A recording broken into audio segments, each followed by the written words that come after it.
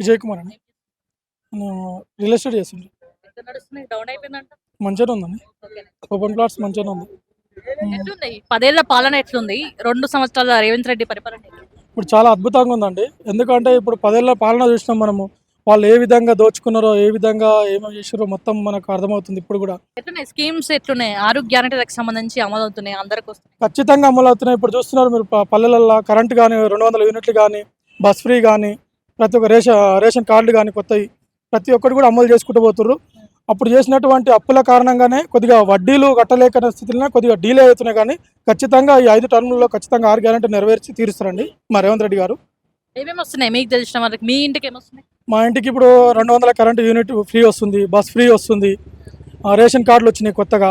ఇప్పుడు కొత్తగా వచ్చిన అల్లుళ్ళు కోడళ్ళు వచ్చారు, కొత్తగా కుటుంబాలు ఏర్పడ్డాయి. వాళ్ళకి ప్రతి ఒక్కరికి రేషన్ కార్డులు వచ్చినాయి. పల్లెల పాలనలో ఒక 10 కార్డులు కూడా గ్రామానికి రాని ఎడల రేవంత్ రెడ్డి గారు వచ్చినాక ప్రతి గ్రామంలో కూడా 30 నుంచి ఒక 80 దాకా ఉమ్, రేషన్ కార్డులు, కొత్త రేషన్ కార్డులు కూడా వచ్చినాయండి.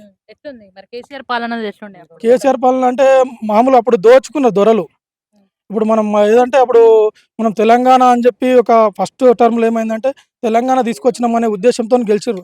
సెకండ్ టర్మ్ ఏంటంటే కొన్ని హామీలు నెరవేర్చుకుని అట్లా గెలిచిర్రు. థర్డ్ టర్మ్ ఏమైంది పబ్లిక్ అర్థమైపోయింది కేసీఆర్ ఏం చేస్తలేడు, ఓన్లీ ఎలక్షన్లు ఉన్నప్పుడు హామీలు ఇస్తామని చెప్తున్నారు, తర్వాత ఏవి నెరవేర్చడం లేదు. నిరుద్యోగ భృతి ఇస్తాడు, ఇయ్యలేడు. డబుల్ బెడ్రూమ్ అన్నాడు, ఇయ్యలేడు. 3 ఎకరాల భూమి ఇస్తున్నాడు, ఇయ్యలేడు. దళిత బంధు అన్నాడు, ఇవ్వలేడు. బీసీ బంధు అన్నాడు, ఇవ్వలేడు. అలాంటి కారణంగానే రేవంత్ రెడ్డి గారు ప్రజాప్రభుత్వాన్ని కోరుకున్నారు ప్రజలు. ప్రజాప్రభుత్వంలో ఇప్పుడు చాలా సంతోషంగా ఉన్నారండి. ఎట్లుండబోతుంది ఇప్పుడు ఫ్యూచర్ లో? ఎట్లుండబోతుంది రేవంత్ రెడ్డి అంటే ఆయన కుల్లా చెప్తున్నాడు, మన దగ్గర పైసలు లేవు, అప్పుల పాలు అయిపోయింది, మిత్రులు కట్టడంగానే సరిపోతున్నాం అని చెప్పేసి చెప్తున్నాడు. వడ్డీలు కట్టలేకపోతున్నామనే కారణం ఏంది? కేసీఆర్ దానికి కారణం. వడ్డీలు ఎందుకంటే ఆయన చేసుకున్న అప్పులు, హామీలు ఏవేవో పనికిరాని హామీలు మొత్తం తీసుకొచ్చి ఇప్పుడు మన నెత్తిన పడేసిండు. ఒక కుటుంబానికి దగ్గర దగ్గర ₹1,00,000 చొప్పున భారం వేసిపోయింది ఇప్పుడు మన తెలంగాణ రాష్ట్రాన్ని. అప్పుల కుప్పలు 7,00,000 కోట్లు అంటే మామూలు విషయం కాదు అది. ఇది దాన్ని మిత్తులు కట్టుకుంటూ కూడా ఇప్పుడు ఆయన ఇచ్చిన హామీలు 6 గ్యారెంటీలో కూడా ఒక 2-3 గ్యారెంటీలు తప్ప మిగతా అన్ని గ్యారెంటీలు కూడా ఇస్తూ పోతుండండి.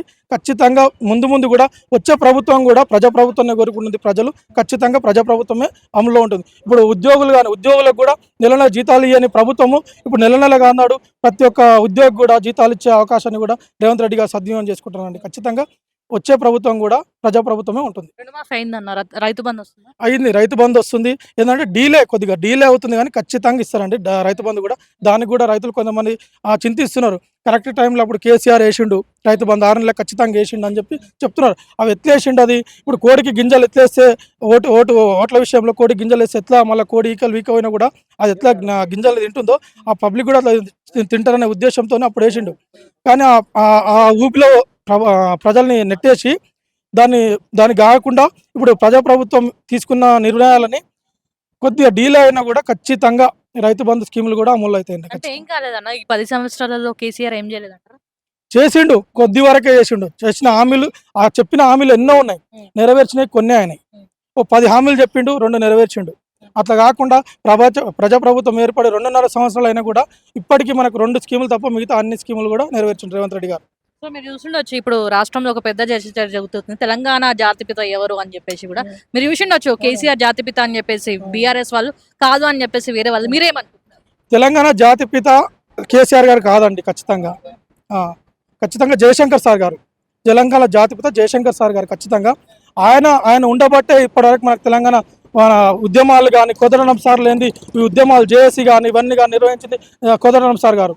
ఆయన జాతిపిత పిలుచుకోవడం జయశంకర్ సార్నే. ఈ కేసీఆర్ని మాత్రం మేము జాతిపిత కాదు, జాతికే పీత ఆయన అని మేము అనుకుంటామండి. ఖచ్చితంగా కవిత విషయం ఎట్లా చూస్తున్నారన్న? ఇప్పుడు ఆమె పార్టీ నుంచి బయటికి రావడం అయితే జరిగింది. ఇప్పుడు జిహెచ్ఎం సెలక్షన్స్ లో కూడా ఆమె లయన్ సింబల్ మీద కంటెస్ట్ చేపిస్తానని చెప్తున్నారు. ఎట్లా చూస్తున్నారు? ఆమె ఎన్ని కంటెస్ట్ చేసినా కూడా ప్రజాప్రభుత్వం కాంగ్రెస్ వైపే మొగ్గు చూపుతుంది ప్రజలు మొత్తం. ఆమె ఎన్ని డ్రామాలు చేసినా వీళ్ళు కేసీఆర్ కేటీఆర్ ఆడుకున్న డ్రామాలే అనుకుంటున్నాం మేము కూడా అందులో భాగంగా. ఖచ్చితంగా ఏంటంటే కేటీఆర్ కవిత లొల్లి ఏంటంటే వాళ్ళు నిర్దేశపూర్వకంగా వాళ్ళని బయటకు తీసుకొచ్చిర్రు. వాళ్ళ ఏందో విషయాలు ఆమె బయటకు చెప్పే విషయంలో ఆమెను ఎక్కడ ప్రస్తావించడం లేదు. ఆమె పేరు కూడా, కవిత పేరును కూడా ఎక్కడ ప్రస్తావించడం లేదు కేటీఆర్ గారు. ఖచ్చితంగా వాళ్ళ డ్రామాలన్నీ బయటకు వస్తాయి. ఈ ఫోన్ ట్యాపింగ్లో కూడా ఖచ్చితంగా అందరి పేర్లు నిర్ధారణ బయటకు తీసుకొచ్చి ఖచ్చితంగా వాళ్ళు జైలు పాడడం అయితే ఖచ్చితంగా ఖాయం రేవంత్ రెడ్డి ప్రభుత్వంలో. అంటే ఇప్పుడు కేసీఆర్ జైలుకి పోతే విచారణ చేసేంత వరకు ఓకే, కేసీఆర్ గనక ఫోన్ ట్యాపింగ్ అంశంలో జైలుకి పోతే మాత్రం తెలంగాణలో మరో ఉద్యమం మొదలవుతుంది అని చెప్పేసి కూడా అంటున్నారు. ఎలాంటి ఉద్యమం కాదండి నెరవేర్చే ఇప్పుడు చట్టం ఎవరికి చుట్టం కాదు. తప్పు చేసిన వాళ్ళు ఖచ్చితంగా జైలు పాలు కావాల్సిందే, ఖచ్చితంగా జైలు పాలు అవ్వాలి. ఖచ్చితంగా ఎవరైనా, మీరైనా, మేమైనా, సీఎం అయినా, పిఎం అయినా, ఎవరైనా చట్టానికి ఎవరు చుట్టం కాదు. తప్పు చేసిన వాళ్ళు మాత్రం జైలు పాలడం ఖాయం. ఎన్ని ఉద్యమాలు చేసినా కూడా చట్టం పని చట్టం చేసుకుంటా ఖచ్చితంగా వెళ్తుందండి.